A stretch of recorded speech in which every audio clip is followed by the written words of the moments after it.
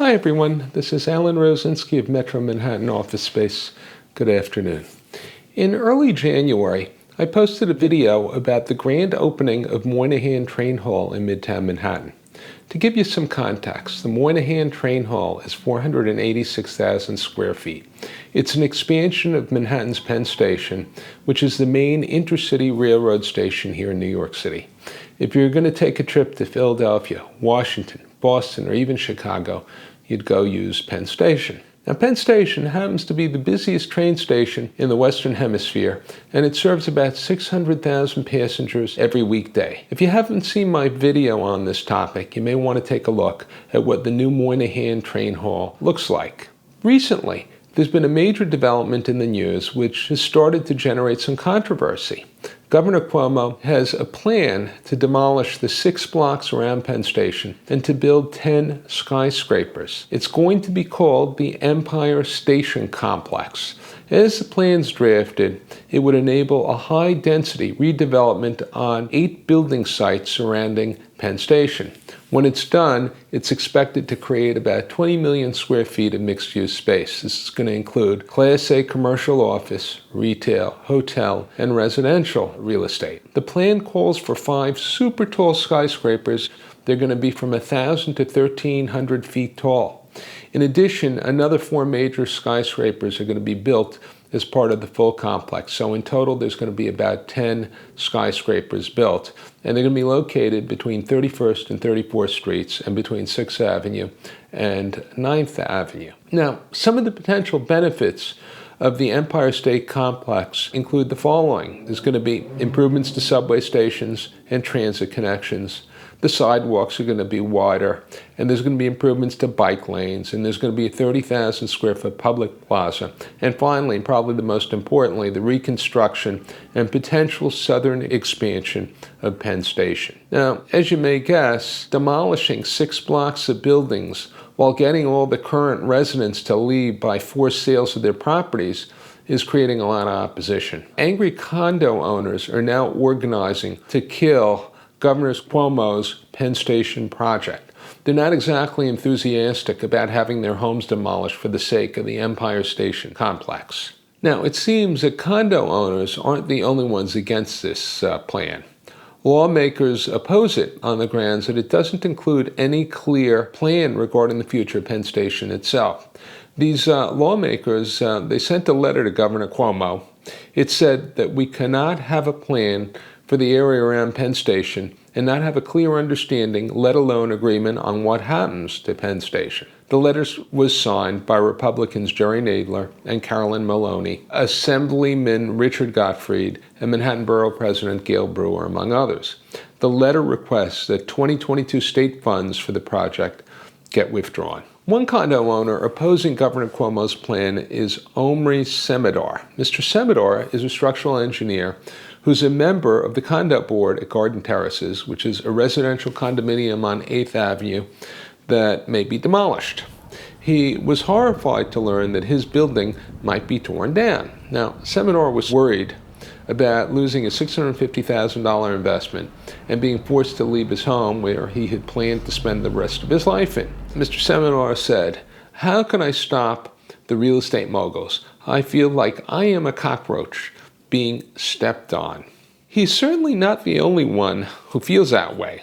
The plan envisions demolishing 50 buildings on a 1-block radius of Penn Station, according to the Empire State Development Corporation, the state agency running the project. Now, if the project goes through, it's not just going to be Garden Terrace, but the Hotel Pennsylvania, Touro College, and the rather beautiful St. John the Baptist Church, which are all going to be demolished. This plan was unveiled in June last year when the city was at the height of the first wave of the pandemic. In theory, the Empire State Complex would allow Vornado Realty and certain unnamed other developers to generate revenue from the new buildings, and that revenue would pay for the renovation of Penn Station. Now, in January 2020, Governor Cuomo announced a multi-billion-dollar proposal to renovate and expand Penn Station, but the details about it weren't really clear. Now, as voices for the community, Manhattan has what's called community boards, and these are made up of unpaid volunteers. They're appointed by the borough president's office in consultation with local city councilors. Activists on Community Board 4 and 5 have been fighting this project. They've pointed out that the development is being overseen only by state agencies, and there's no oversight from the city of New York or from the state legislature.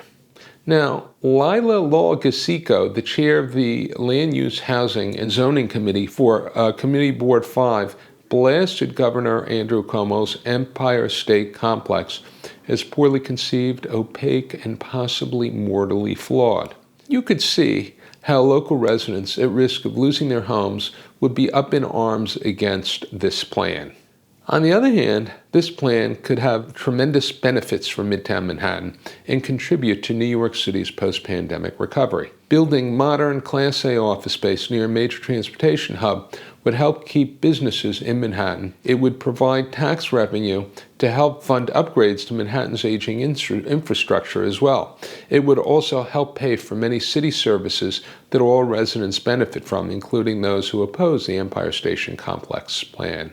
If this redevelopment succeeds, the area around Penn Station would be modernized. It would evolve into an area somewhat similar to Grand Central, but with a greater choice of modern Class A office space that would lure top corporate tenants.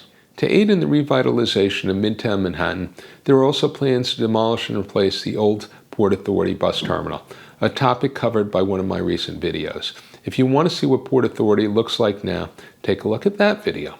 As many of you may know, governments have the right to confiscate private property in order to serve the public interest.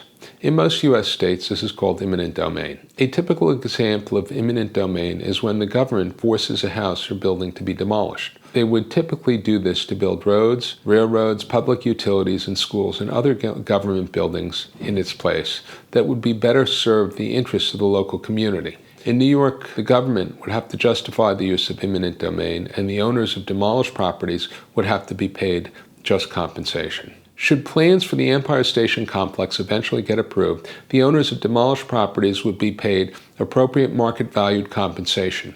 New York City would benefit from additional tax revenue generated by the Empire Station Complex, and Midtown Manhattan may get a new lease on life thanks to these revitalization efforts.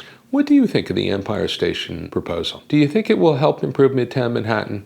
Do you believe that it's fair for the city to pay people to leave their homes in order to build this type of megaproject?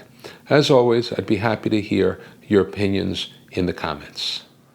If you found this content interesting or helpful, I'd be happy if you subscribe to my YouTube channel. You can always find me on Twitter. My Twitter handle is @Metro Manhattan. Until the next time.